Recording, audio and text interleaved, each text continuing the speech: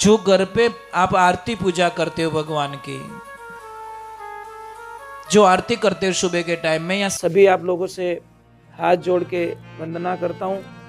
हमारा जो चैनल है श्री सोनू महाराज, वो चैनल जरूर सब्सक्राइब करें और इन वीडियो को शेयर करते रहिए।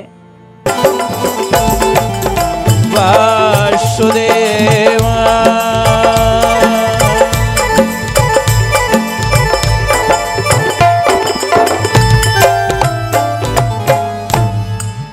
बोले कृष्ण कन्हैया लाल की।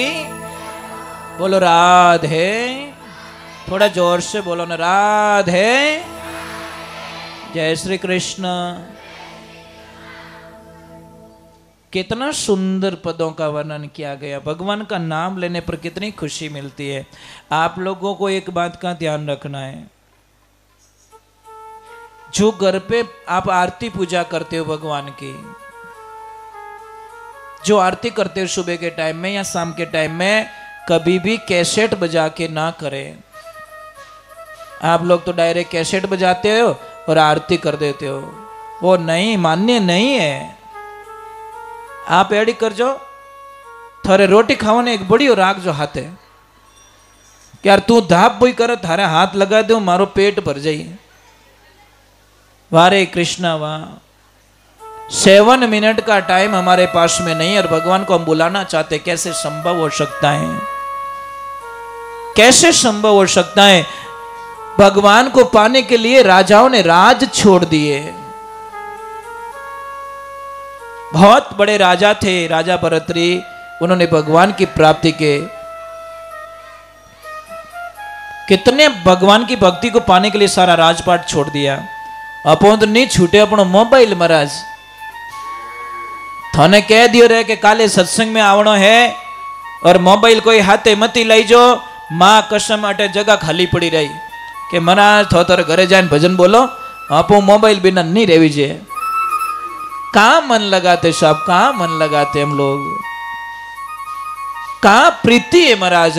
देखो मैं एक छोटी सी बात हूं, शास्त्र में लिखा है कपड़े मत बदलिए, कर्म बदलिए। कई लोग हमें कहते महाराज जी आपने हमें दीक्षा दी, गुरु मंत्र दिया और मोने कोई छोड़ायो ही को नहीं, कोई फल नहीं छोड़ायो।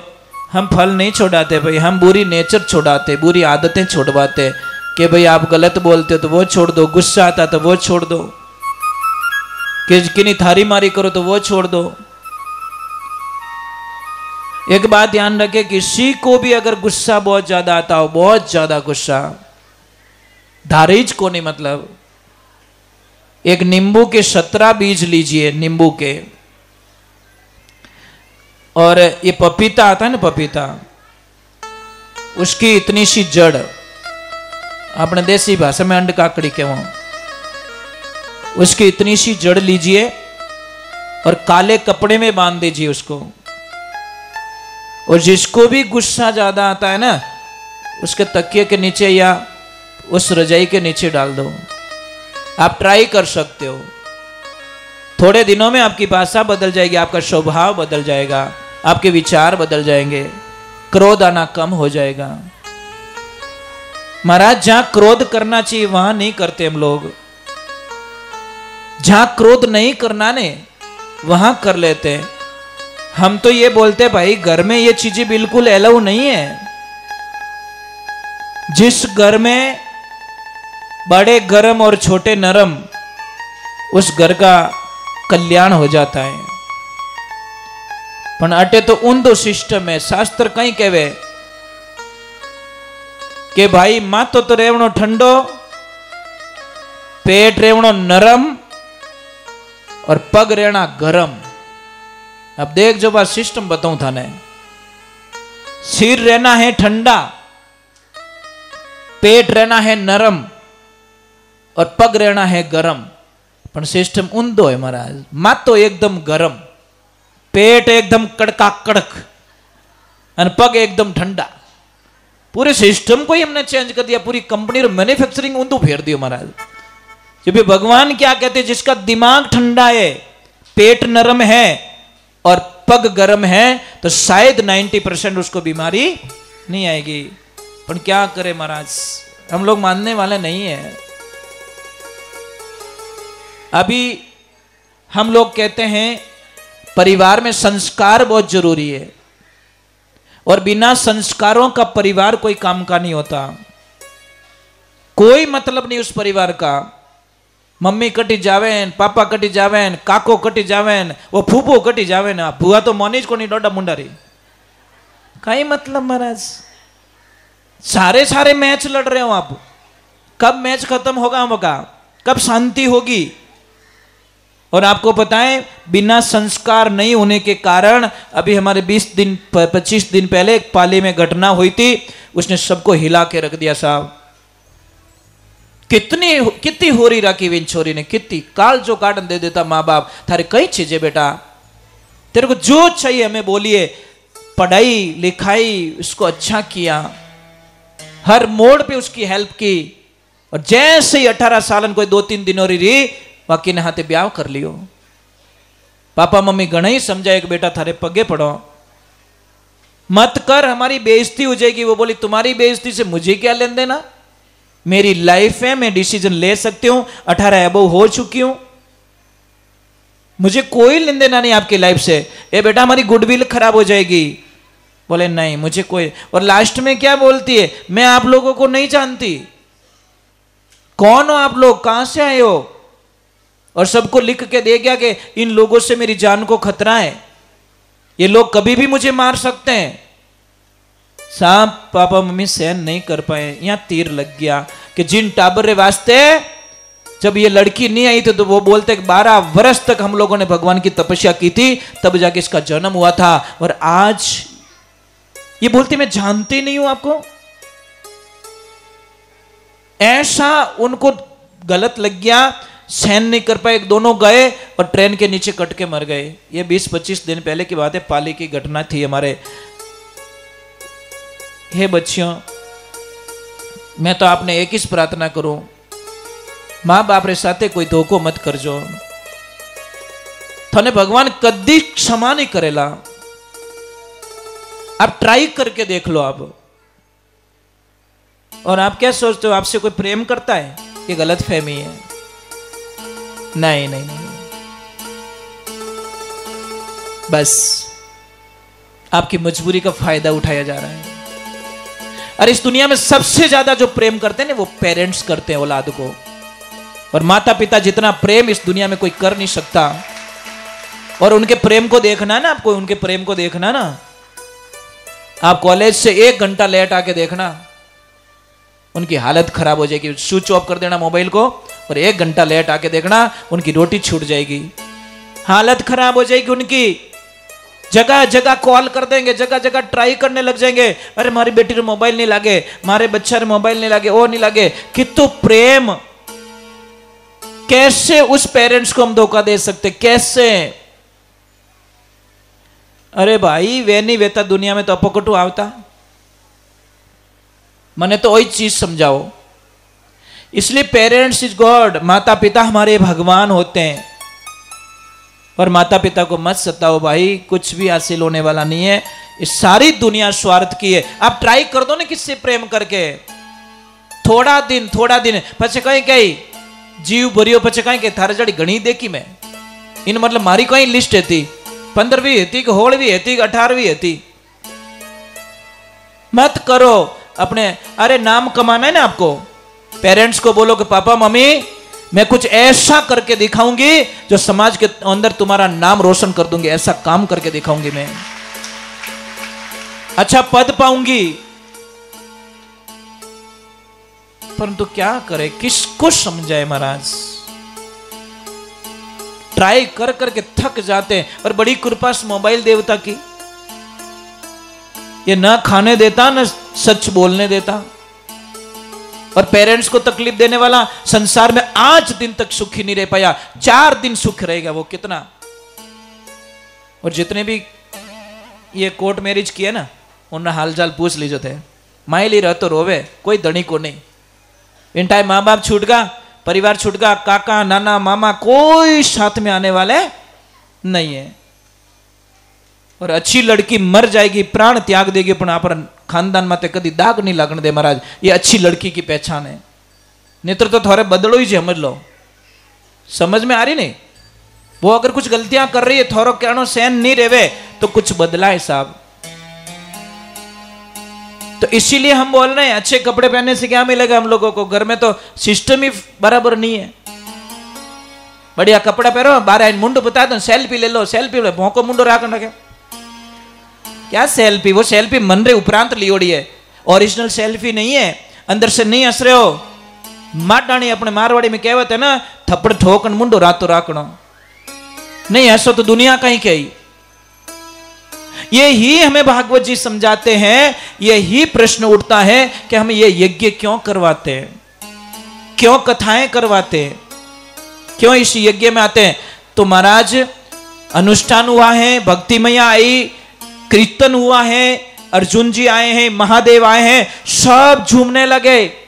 कथा में बहुत आनंद आया। अभी थोड़ा 20 मिनट और बाकी है, फिर आपको छोड़ देंगे, ठीक है? क्योंकि आज यहां विराम हो जाएगी, कथा महात्म्य पूरा हो जाएगा। तो अभी एक प्रश्न वापस उठ गया कि हे गुरुदेव, क्या पापी लोग भी इसमें तिर जाते हैं? पापी लोगों का भी कोई मोक्ष होता है? जिसने बहुत पाप किया, गुरुदाता मैंने अवगुण बहुत किया, जितना पांव धरिया धरणी पर मनसा पाप किया, हे गुरुदाता मैंने अवगुण बहुत किया, क्या पाप किया हुआ इंसान भी तिर जाता है? तो वापस कथा आती है। तुंगभद्रा नदी के किनारे आत्मदेव नाम के एक ब्राह्मण देवता रहते थे। ब्राह्मण देवता इतने अच्छे, भगवान का भजन करो। आत्मदेव, जो आत्मा को पहचान ले वो आत्मदेव। नारायण तुम सत्संग करो, पहले सीखो भजन की रीत, आत्मा का ज्ञान परखे नहीं जब तक रहे आड़ी भीत। दीवाल रहेगी आपके बीच में। तो भगवान की कृपा हुई, आत्मदेव बड़े आनंद में। परंतु एक दुविधा है, घर में बच्चे नहीं है, गाय बछड़ा नहीं दे रही, तुलसी मैया ला रहे, सूख जाती है। वो बोल रहे मैंने कितना पाप किया होगा, मेरे घर में कोई बच्चे नहीं है। और उनकी पत्नी इतनी खराब है कृष्णा, उसकी जान ले ले, इतनी खराब। भगवान की भक्ति से उनको कोई लेन देना नहीं। आत्मदेव ने एक दिन सोचा कि चलो इस जीवन लीला को समाप्त कर लेता हूं, टाबर तो है को नहीं मारे, अब जीवन किने वास्ते। देखो बेटा सुनना, पेरेंट्स क्या करते हैं, घर में औलाद नहीं होती ना, भूखे मरते हैं। कोई थोने कहे महादेवरा इतना उपास करना वे करे, कोई कहे 12 वर्ष रामदेवरा पैदल जानो, आपको पाने के लिए वो पेरेंट्स जाते हैं पैदल। जैसे ही महाराज जी जाके उन्होंने बोला नदी में कूद के मेरी जान दे दो, एक कोई महात्मा जी आए, बोले कहां जा रहे हो? आत्मदेव कहां जा रहे हो? कि मुझे मरने दीजिए। कि क्यों? कि घर में बच्चे नहीं है, जी के क्या करूं, पत्नी मेरा सुनती नहीं और बच्चे मेरे घर में नहीं, मन लगाऊं तो कहां लगाऊं? उन्होंने बोला कि मैं एक फल देता हूं, जाइए और अपनी पत्नी को फल दे देना, मेरे प्रभु की कृपा से 9 महीने बाद में उसको बच्चा हो जाएगा। संत थे, संत के शब्दों का विश्वास किया कि चलो मैं ले जाता हूं, और ले जाके अपनी पत्नी को सुपुर्द कर दिया कि हे लक्ष्मी ये फल खा लो।